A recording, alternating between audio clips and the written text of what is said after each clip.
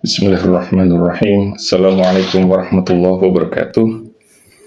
Alhamdulillahi wa kafa, wassalatu wassalamu ala rasulihil mustafa wa ala alihi wa sahbihi ahli sidqi wal wafa, wa ba'd.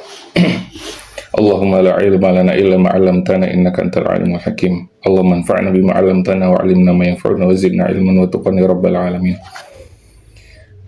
Insyaallah pada kesempatan kali ini saya ingin bacakan teks dari kitab Al-Majmu' Syarh Muhadzab karya Al-Imam An-Nawawi berkaitan dengan salatnya seseorang qari, seorang yang bacaannya benar Al-Fatihahnya di belakang orang yang tidak bisa membaca Al-Fatihah dengan baik dan benar. Apakah sah salat qari tersebut di belakang orang yang ami atau orang yang tidak bisa membaca Al-Fatihah dengan benar?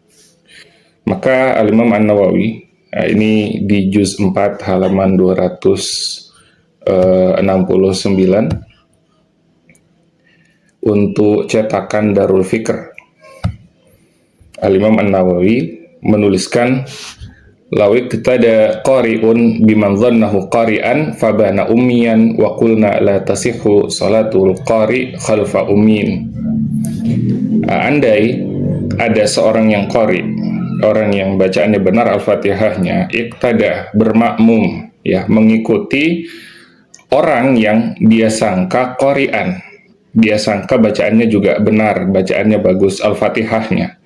Fabana ummiyan, maka ternyata ketika dia membaca kelihatan banyak salahnya, ternyata dia tidak mampu membaca Al-Fatihah dengan baik dan benar.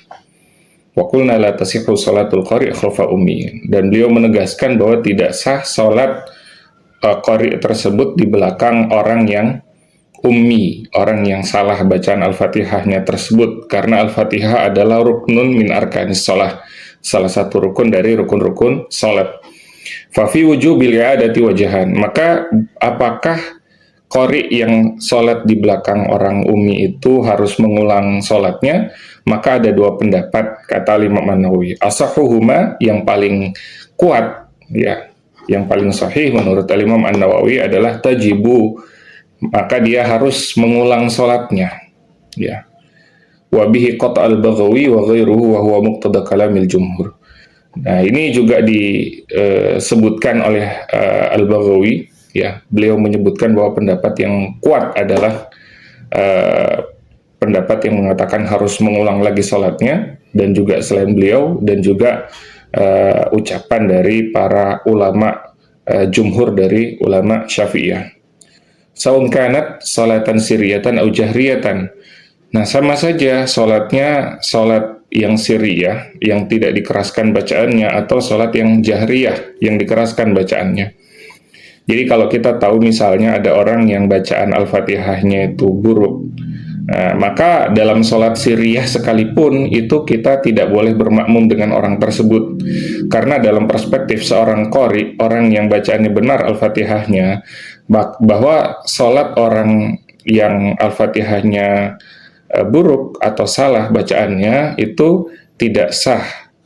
Tapi untuk orang tersebut itu ma'zur, diberikan uzur. Adapun seorang qari itu tidak sah untuk sholat di belakangnya, seperti itu. Nah, jadi baik sholat siriyah ataupun jahriyah.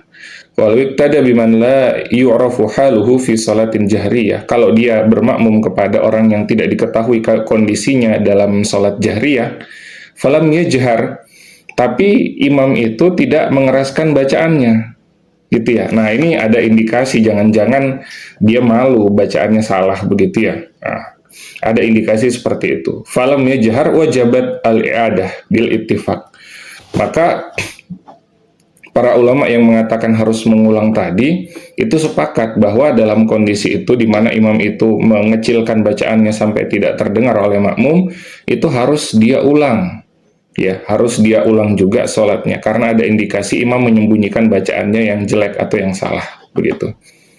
Idza qulna la tajuzu sholatu qari'in khalfa ummin. Ya, itu bagi para ulama yang menyebutkan harus mengulang, ya, ketika seorang qari sholat di belakang ummi. Nassa alaihi Syafi'i fil ummi wa sarha bihi ashabuna al-Iraqiyun. Nah, hal ini itu disebutkan secara gamblang oleh Al-Imam Syafi'i dalam kitab dan juga disebutkan para ulama Syafi'iyah yang berasal dari Irak. Li'anna dhahir annahu law kana qari'an la jahara.